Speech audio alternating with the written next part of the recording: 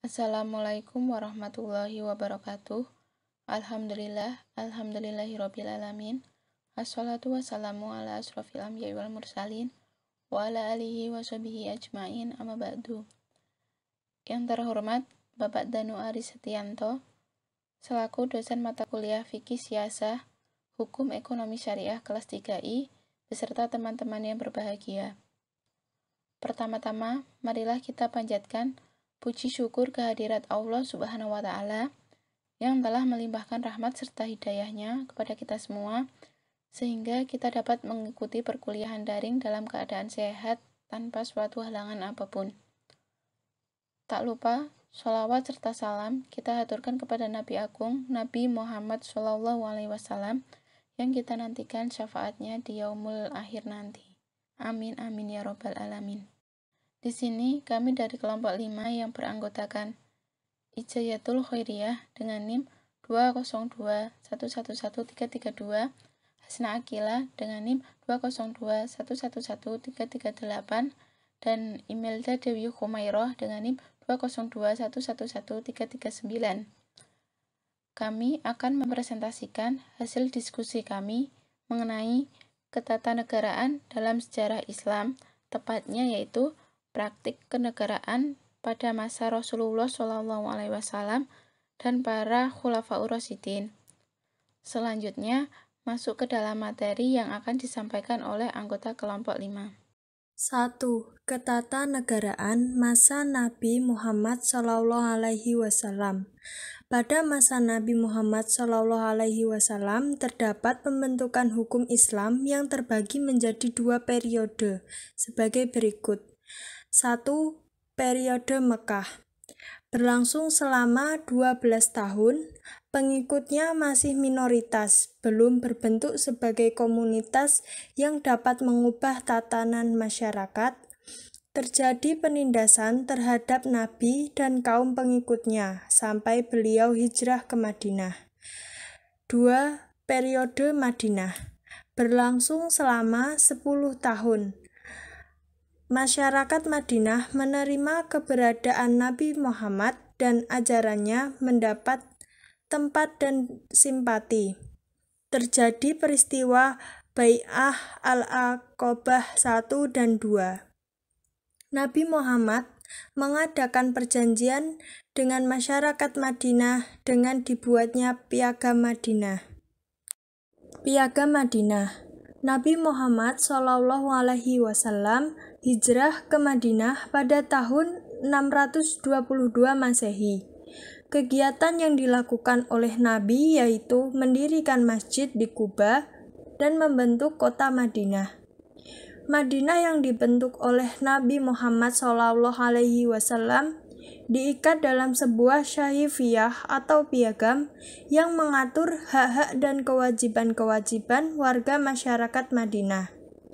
Piagam Madinah juga menerapkan kesejahteraan material dan kesejahteraan spiritual. Sistem pembagian tugas atau kekuasaan dengan menempatkan orang-orang yang memenuhi syarat, misalnya sebagai bawasir atau mentel, katib atau sekretaris, wal atau gubernur, amil atau pengelola zakat, dan qadhi atau hakim. Segi hierarki sumber hukum Islam. Piagam Madinah berada di bawah sumber hukum utama, Al-Quran dan Sunnah Rasul. Dapat dilihat dalam rumusan pasal 47 Piagam Madinah. Nabi sebagai kepala negara. Dilihat dari sumber kekuasaan negara, Allah menegaskan bahwa kekuasaan milik berada di tangannya. Namun, jika ditinjau dari bagaimana Nabi Muhammad SAW memperoleh kekuasaan Madinah, hal tersebut didapatkan berdasarkan kesepakatan dengan masyarakat Madinah atau Bai'ah Al-Aqabah. Pengambilan keputusan. Dalam pengambilan keputusan politik, dalam beberapa kasus, Nabi melakukan konsultasi dengan pemuka-pemuka masyarakat. Terdapat 4 cara yang ditempuh. Yang pertama, mengadakan musyawarah dengan sahabat senior. 2. Meminta pertimbangan kalangan profesional. 3. Melempar masalah-masalah tertentu yang biasanya berdampak luas ke dalam forum yang lebih luas. 4. Mengambil keputusan sendiri. Politik dalam negeri. Untuk mengadili pelanggaran ketertiban umum, Nabi membentuk lembaga Hizbah, lembaga yang berfungsi untuk menertibkan terhadap pedagang yang melakukan kecurangan pedagang di pasar. Nabi mengangkat petugas Hizbah atau muhasib untuk beberapa kota. Pemerintah daerah. Beliau mengangkat beberapa sahabat sebagai gubernur atau hakim. Beliau juga mengelola zakat, pajak, dan ghanimah untuk kesejahteraan penduduk. Sementara, untuk memperlancar tugas-tugas kenegaraan, Nabi Muhammad dibantu oleh beberapa orang sekretaris. Hubungan internasional. Kebijakan politik yang pernah ditempuh Nabi Muhammad SAW yaitu menjalin hubungan diplomatik dengan negara-negara sahabat. Beliau juga mengangkat duta-duta ke negara sahabat. 2. Ketatanegaraan pada masa Khulafaur Rasyidin. A. Masa Abu Bakar Asy-Syiddiq.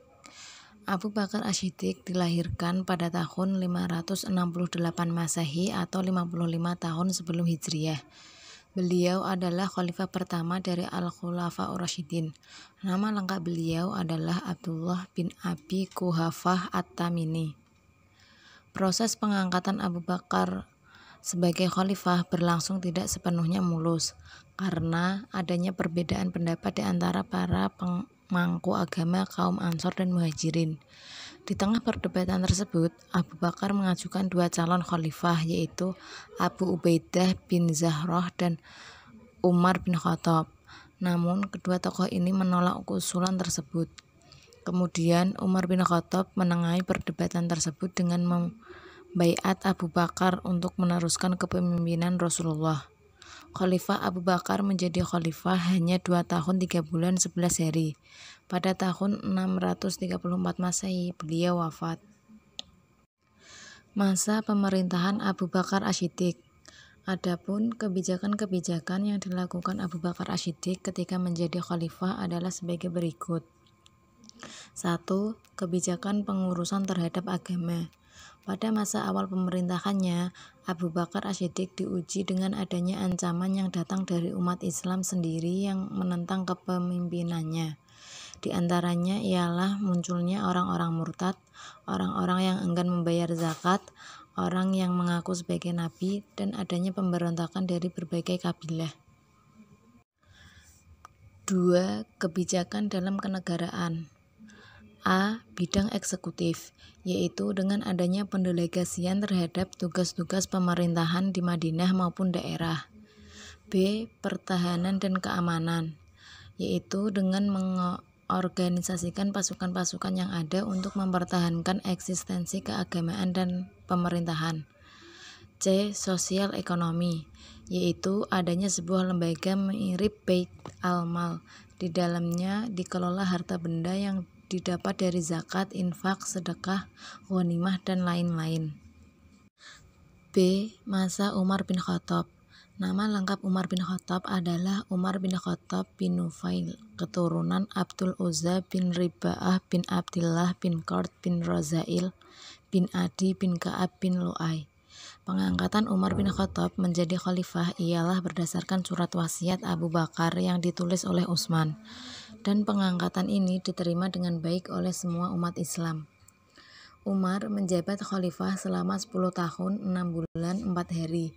Pada masa pemerintahannya, Umar banyak menerapkan kebijakan-kebijakan baru, di antaranya pendirian Baitul Mal, sekolah dan pengadilan, penentuan tanggal hijriyah, penentuan pajak dan gaji pegawai, sensus dan pembagian provinsi, pengenaan biaya cukai, organisasi jawatan kepolisian, penelitian dan penaksiran tanah, penerimaan gelar Amirul Mukminin, pemberian gaji bagi guru sekolah, dan kebijakan lainnya. Masa pemerintahan Umar bin Khattab. Ada beberapa perkembangan peradaban Islam pada masa Khalifah Umar bin Khattab yang meliputi sistem pemerintahan, politik, ilmu pengetahuan, sosial, seni, dan agama. A. Perkembangan politik. Kondisi politik Islam dalam keadaan stabil. Usaha perluasan wilayah Islam memperoleh hasil yang gemilang. Pada masa ini juga mulai berkembang suatu lembaga formal yang disebut Lembaga Penerangan dan Pembinaan Hukum Islam. Selain itu, juga mulai terbentuk sistem atau badan kemiliteran. B. Perkembangan ekonomi. Telah diatur dan diterbitkan sistem pembayaran gaji dan pajak tanah. Pengadilan didirikan dalam rangka memisahkan lembaga yudikatif dan lembaga eksekutif. Umar juga mendirikan Bait al-Mal, menempa mata uang, dan membuat tahun Hijriyah, dan menghapuskan zakat bagi para mu'alaf. C. Perkembangan pendidikan dan ilmu pengetahuan. Pendidikan yang dikembangkan pada masa Umar bin Khattab adalah pendidikan dari tingkat SD atau kutab sampai dengan perguruan tinggi atau halaqah. D. Perkembangan sosial. Pada masa ini terdapat ahli al-zimmah, yaitu penduduk yang memeluk agama selain Islam dan berdiam di wilayah kekuasaan Islam. Al-zimmah terdiri dari pemeluk Yahudi, Nasrani, dan Majusi. Mereka mendapat perhatian, pelayanan, serta perlindungan pada masa Umar. E. Perkembangan agama.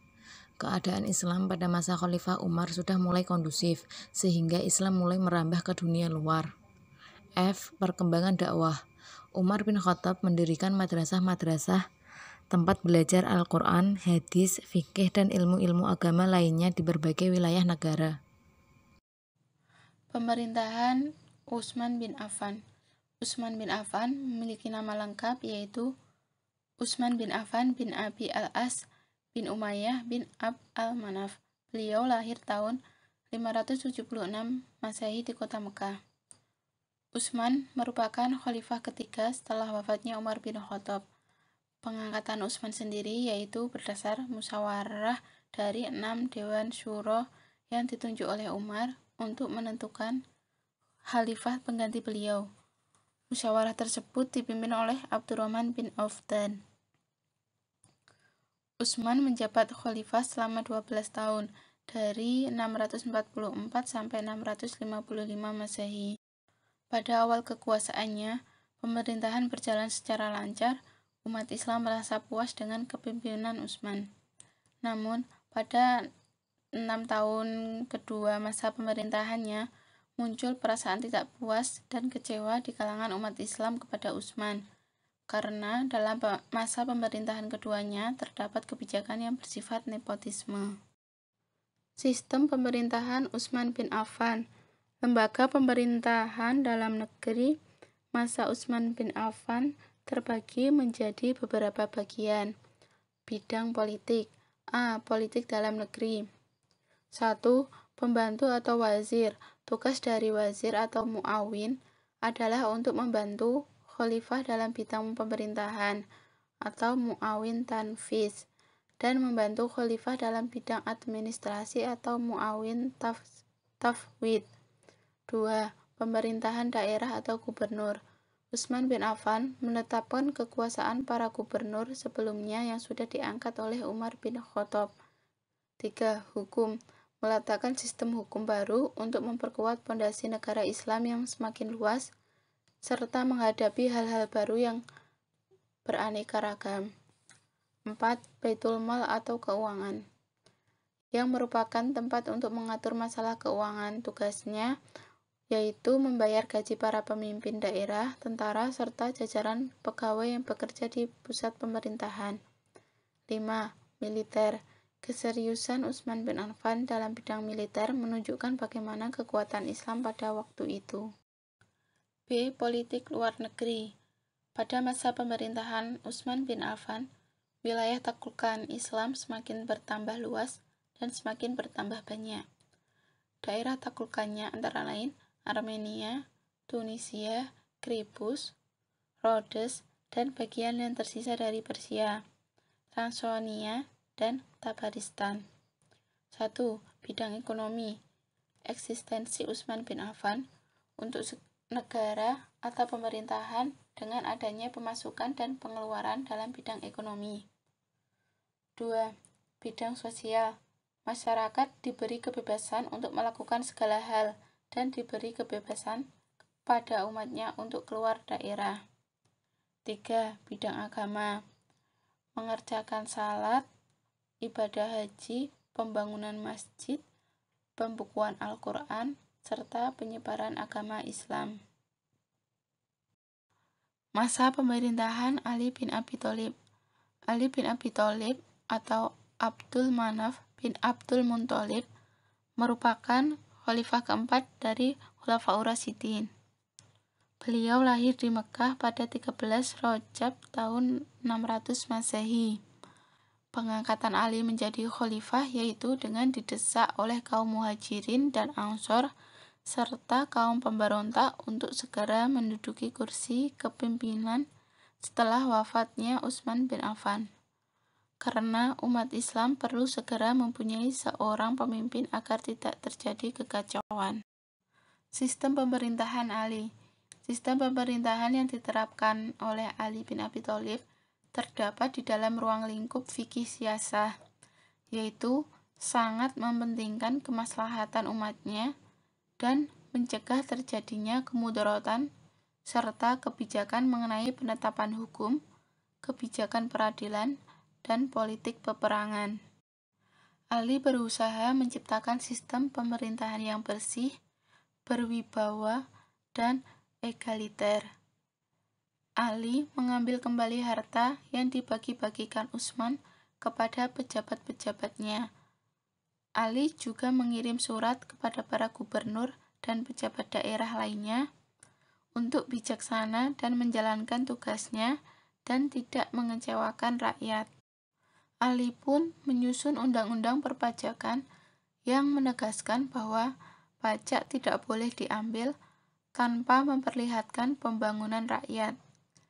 Ali juga memerintahkan agar aib orang ditutupi dari pengetahuan orang lain. Untuk keamanan daerah, Ali juga menyebar mata-mata atau intel. Sekian presentasi dari kelompok kami. Apabila terdapat kesalahan serta kekurangan, kami mohon maaf yang sebesar-besarnya. Semoga materi yang kami sampaikan dapat bermanfaat bagi kita semua. Wassalamualaikum warahmatullahi wabarakatuh.